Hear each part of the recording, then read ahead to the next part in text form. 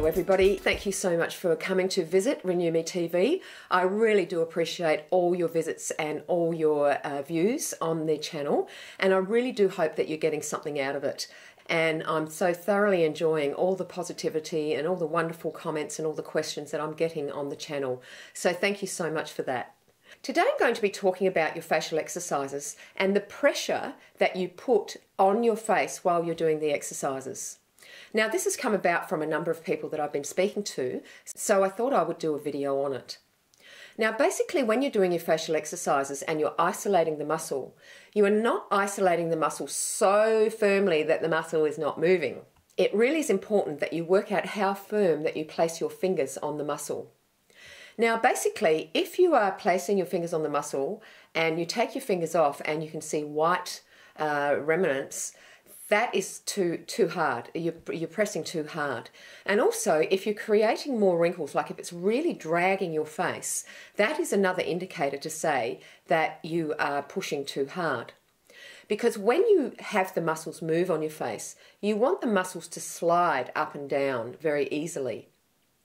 Now the other thing is along with this, it's how vigorous you work the muscles. Now, if you've only just started with facial exercises, I would absolutely encourage you just to do the exercises gently. Don't work them as vigorously as I do, because I've been doing them for a long time now. So I do tend to work them a bit harder because they're quite used to that sort of exercise. But it's just like if you go into the gym and you first start in the gym on the first day, your gym instructor will tell you just to do it lightly. And that's the same with you. Imagine me as your gym instructor and I'm saying don't work your muscles so vigorously because you will have a lot of muscle soreness afterwards. So what I'd like you to do is just have a little go with me and just see the way that I'm doing it.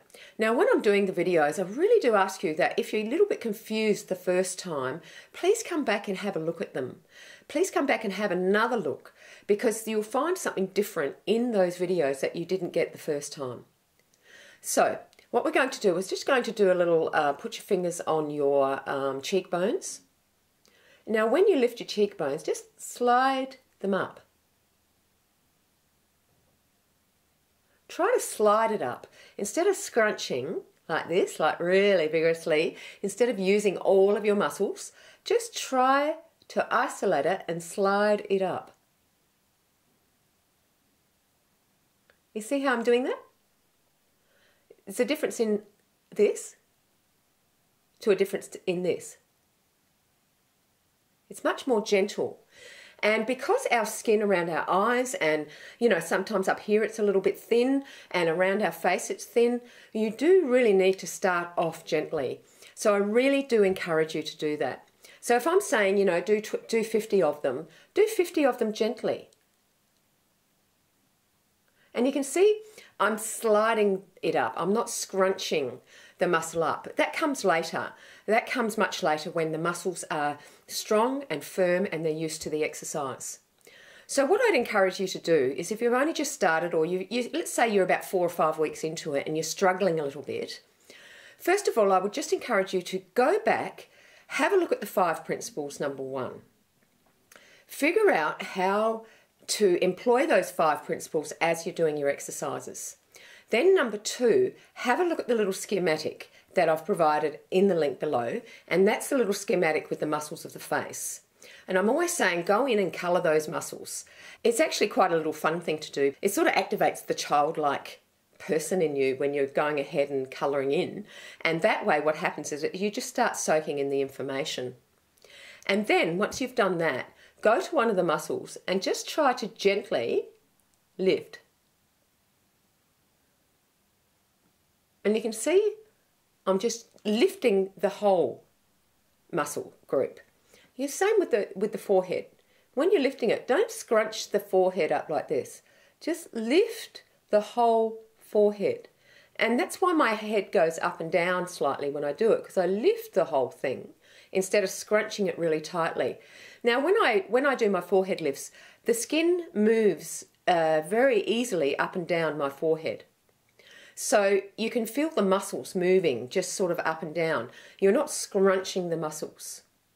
Now, if anyone's got a problem or not able to do this, please email me and I will contact you and we can go through it over an email. That's no problem at all, because I want you guys to get this right. Because there's all these little idiosyncrasies that happen once you start doing facial exercises for a long time. All these other little things start popping up, and they're all little questions that you have. And because I'm doing it with you all the time, I understand what these questions are, and I know how to change and make the situation better. So please feel free to contact me anytime that you're having a problem. All right, guys, well, I hope that's helped you today. I really do hope that you go and have a look at my pictures at the end. And if you haven't seen them before, please do go and look, because you'll be really surprised how I looked when I was 49 and 50. I did have a lot more weight on me then, granted, but still, you'll get the gist of what I look like. The second picture, I always laugh at that one because I always think I would have sort of ended up looking like a man almost. You know, like I'd really look at that picture and I think, it was a slippery slope downwards. So I'm so glad that I found facial exercises before that started. All right, guys, well, you have a lovely day. I hope you're really enjoying the weather here in Australia. We're having beautiful weather here at the moment. And wherever you are in the world, I hope you're having a lovely day. All right, we'll see you next time. Bye.